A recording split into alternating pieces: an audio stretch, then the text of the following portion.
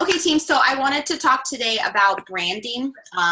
In a general sense, I want to get a feel for what you want to create your vision for your Beachbody business, finding the customers that are going to follow that brand, building your tribe of people, and then how you are going to push that vision and create that vision through your social media or through your any kind of graphics or things that you're creating that you're putting out there. So the first thing that I would say when you are creating your brand is figuring out, first of all, what vision you want to accomplish. So in your mind, and if you're a visualizing person, like create that dream board, create something on Pinterest, or just simply like close your eyes. What do you envision your Beachbody business looking like? And along with that is kind of figuring out what you would want your website to look like, what would your business card look like, all of those things. And maybe you're not going to do those immediately, but kind of get that big picture item of what it looks like. But once you kind of got that vision going, and you don't have to have anything exact, but it really speaks to what the feel that you want. So if you are more like a mom, you want to do like a fit mom, that's your thing. Then we start diving in from there. If you want to do like, I'm a college student, those kind of things. So find your general theme, I think, is the first thing that we want to do when we're kind of creating our brand. But you can also give yourself a little bit of flexibility in it. For instance, if I was going to do like a fit bride, I'm not obviously, like, I'm getting married once, like this is not something that could take me on forever, but it's something that I could integrate and make it flexible enough where I could change it, fit bride into a fit newlywed, and that could potentially get me going for a long time. Sorry, get out of here.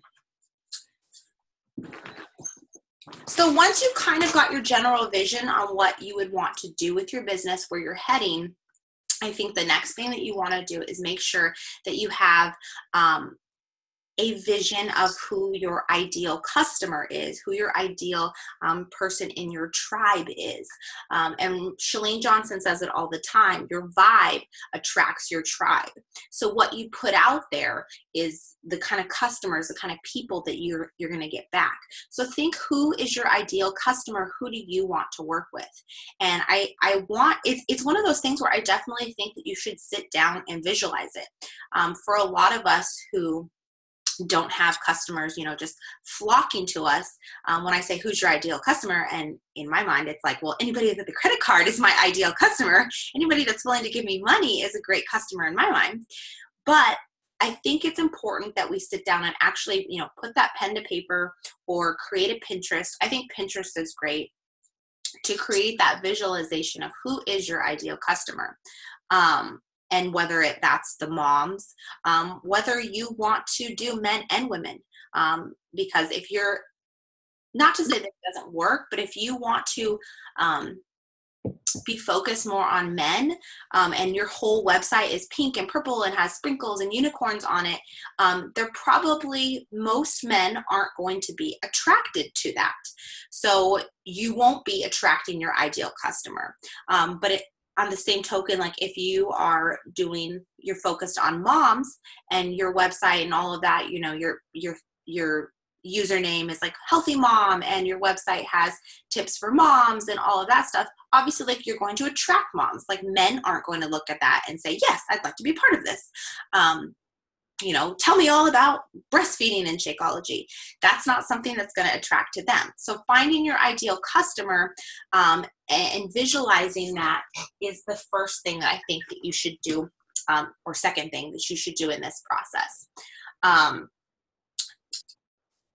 Find out who that person is. I create the ideal customer by actually giving that person a name, finding an image of what they look like, sitting down and saying, are they a student? How old are they? Do they have a job? What do they like to do in their free time? What's their favorite Shakeology recipe? Kind of get creepy and create this magical best friend of yours that's going to be that ideal customer for you. Does anybody want to share like what their kind of vibe customer that they are looking for?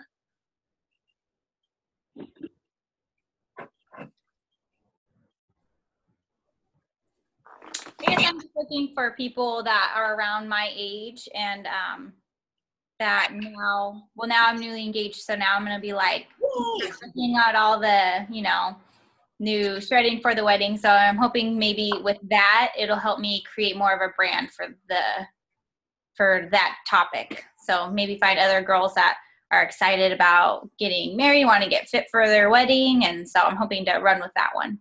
That's a really great niche of people. And along with that, it comes with like a really distinct set of hashtags. If you're tagging, sweating for the wedding or fit bride or engagement rings, like the only people that are tagging those things are people that are getting married and engaged. So you know exactly how to find your customers. Christina, who's your ideal customer?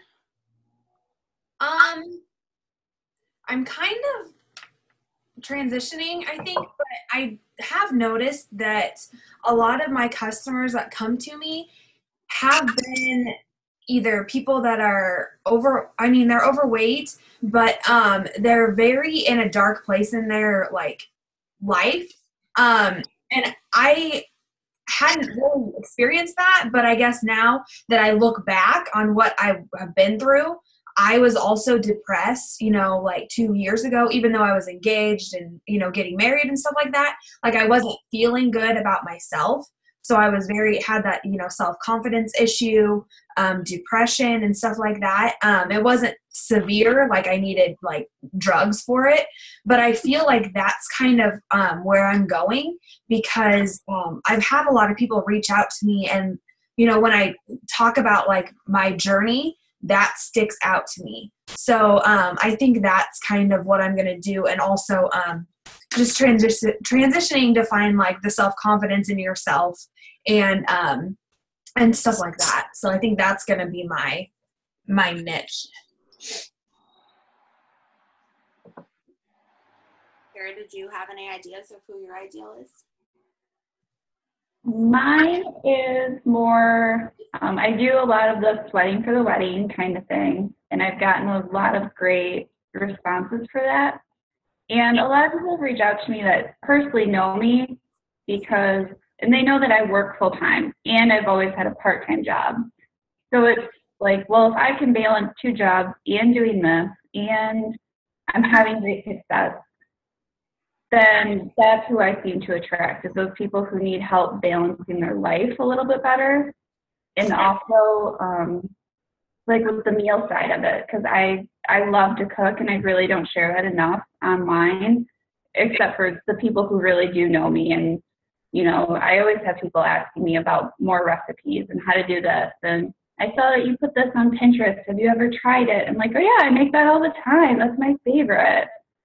So those have been like my really key spots, but I probably do need to start sharing more of my cooking. Yeah. But the sweating for the wedding is a fun one. That's my fave. I'm excited. Congratulations, by the way. Wendy, do you want to share? Sorry, what'd you say? You cut out.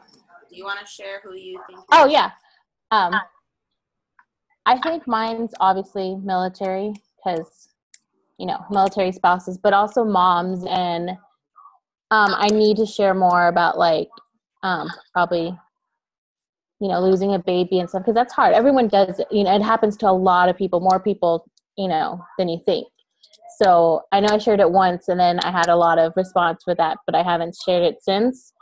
So I think, just moms and mom life and military life is like what my, I guess, vibe is and what I would like to attract. So, and I think that's the perfect group of people for you.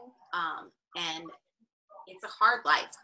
I couldn't do it. And I think that it's so many, and this is just me in my mind, but so many military wives are so strong, independent people, and they go through so much, but they want to put off that it's okay, like I'm strong, I'm supporting my husband, we're supporting, the military, and you don't let that vulnerability show. And I think just letting ooze out a little bit will really connect to a lot of women, because they put on that face of, we're okay. Like, my husband's gone for 2 years and he's fighting in Afghanistan, but I'm okay. We're fine. And if they can see that it's okay, like, we're not fine all the time, you know, this is a hard life. Yeah.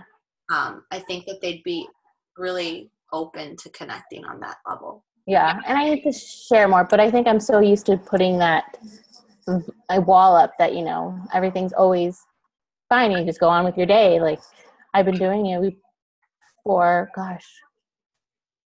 almost 9 years. So, like, my life has just always been go as the flow goes. Mm-hmm. So, yeah. So, along with everybody's stories that they're sharing, obviously you'll notice that your vibe, the person that you're speaking to, is who you are. If I were to, like, put out, I'm going to be the healthy, fit mom, I don't have kids, like, that's not authentic. It's weird. But you're speaking to who you are as a person, and that's the vibe you're putting out. So it's authentic to you. And those are the kind of people that will attract when they see that authenticity. When you are so yourself, and putting that vibe out there, that they want to be a part of it. If you feel like you have to alter who you are, people will get, like, they will know. So don't lie, don't change yourself, don't, you know, put yourself in a position where you're not being true to yourself, because the more you share the details of your life, the more people will connect to the general story. And it sounds weird and a little counterintuitive, the fact that, you know, the more vulnerable you are, the more you share of the nitty-gritty details, the more universal your story becomes. And it sounds, you know, like I said, counterintuitive. The more detailed you get, the more broad it is. But it is. I mean, you're going to relate to people, and that's all they want. So find your niche, find that ideal, and then learn how you can, or not learn, but figure out how you can craft your story in a way that's going to speak to those people. And then once you figured that out, your vision, your story, your people, how are you going to connect that on social media? So my suggestion is, and that's, I guess we'll talk about this now, moving into the social media, how you're putting it out there. For your brand, if you're putting things on your social media, you want to stay pretty true and consistent to that brand. So this is where you can give yourself a little bit of flexibility. Like I said, if you're going to do, you know, sweating for the wedding, every single thing you put on your Instagram doesn't have to be, here's me trying on a dress, here's me, you know, lifting dumbbells with my weight, my wedding ring flashing. Like, it doesn't have to be 100%. But the majority of your posts need to fall within your niche, within your brand.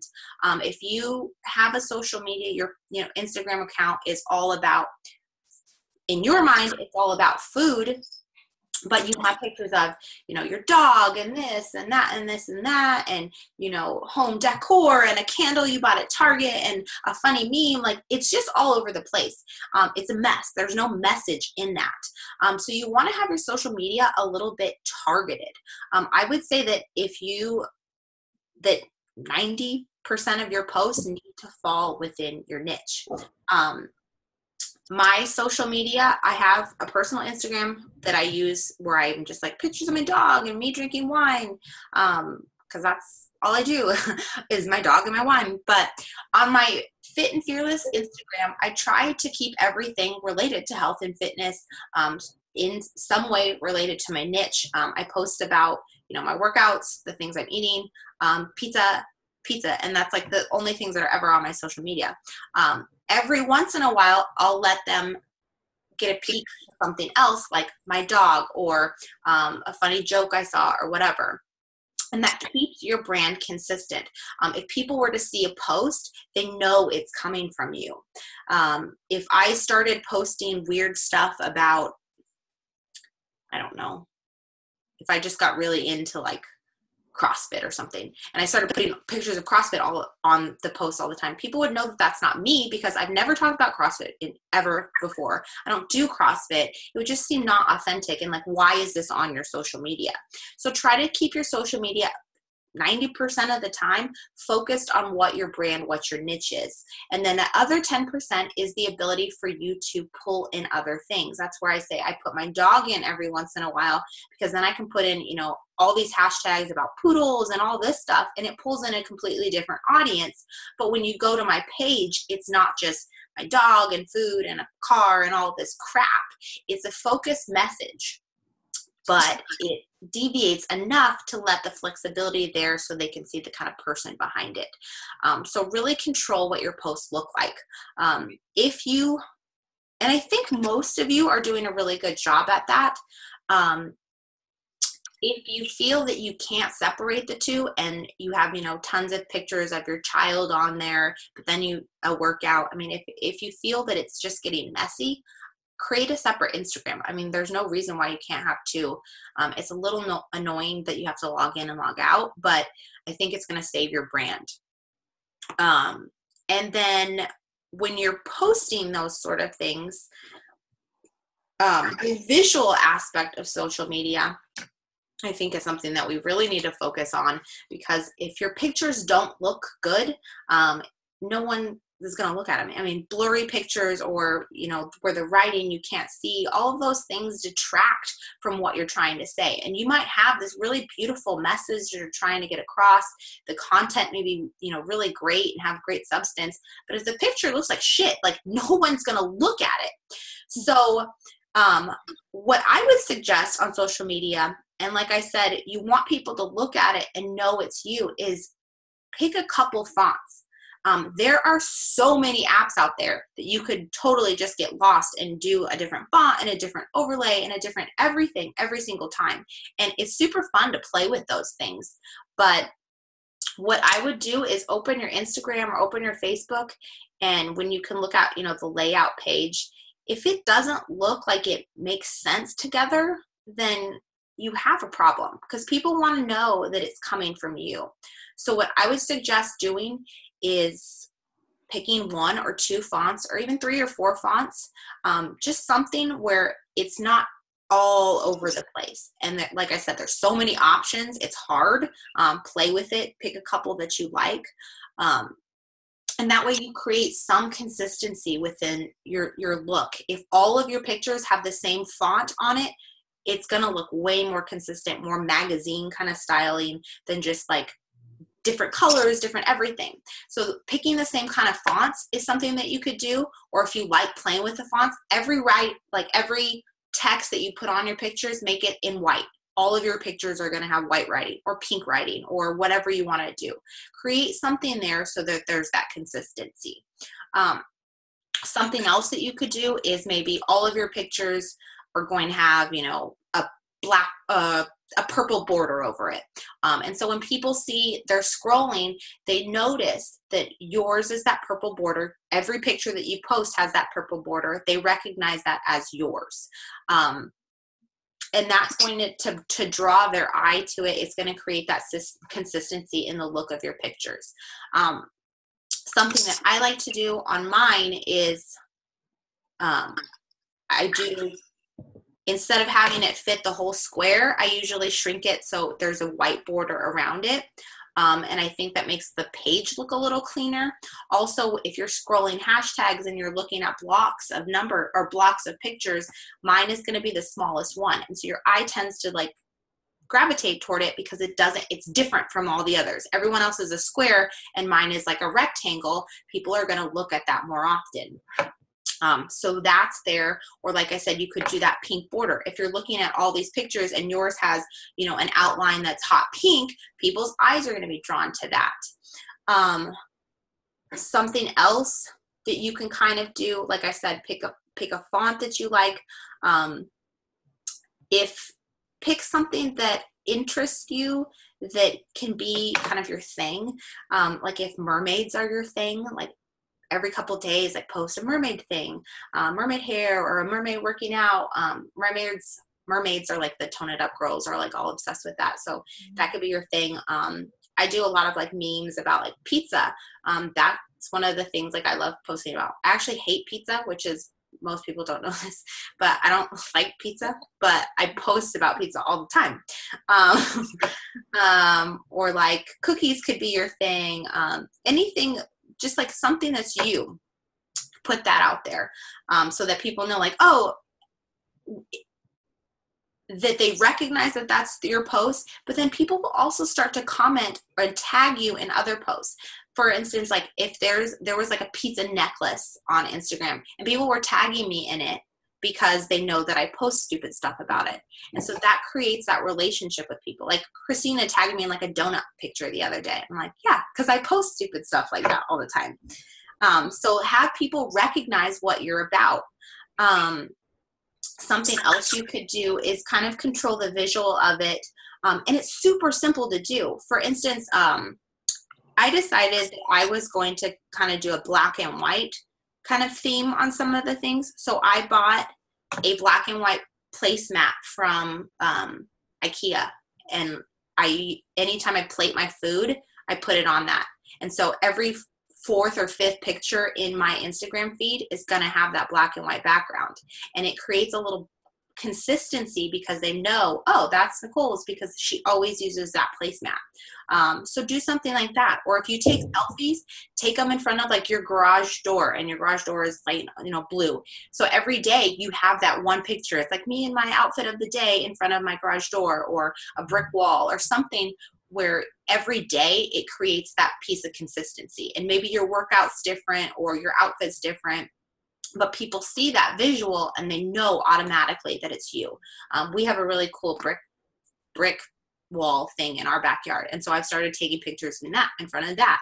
And so when you see it's a work in progress, but you'll see the consistency. Oh, brick, that's Nicole. Black and white, that's Nicole. Pink writing, that's Nicole. And you'll know those things about me. So those things you want to create for yourself so that people can kind of see what is working for you, what's you. Let me see what else. Oh, something else is maybe use the same filter on all your photos. That's a really easy way to create that consistency. Pick a filter and everything you put on there is the same. And that way you look at your page and like, yep, that's her, because it's all, El Jefe or whatever the thing you want to use. And that's a cool way to do it. So does anyone else have ideas that they want to share that will help create a consistency amongst their pictures, their social media, their brand, what you're doing, what you think works for you, what you think doesn't work, anything that you want to share on that. I'm going to go grab my computer charger, but feel free to chat.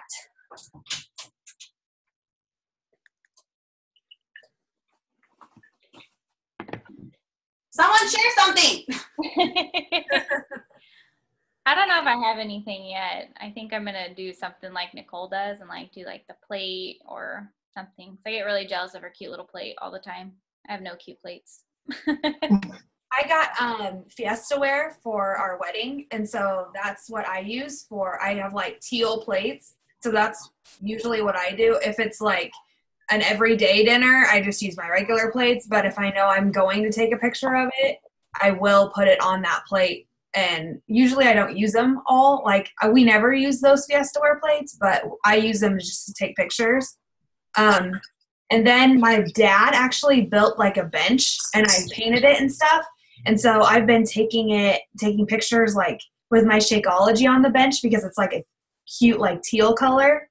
And then I've noticed that my colors on my Instagram are all like pink and teal, and I guess and I always use the same font too, which I don't do that like intentionally. I think it happens.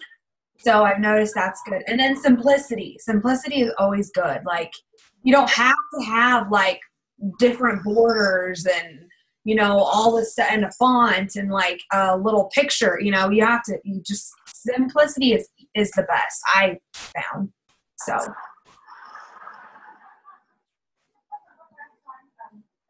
Yeah, so anyone else have anything else that they wanted to share, what's working for them, what's not, or things that they have ideas about?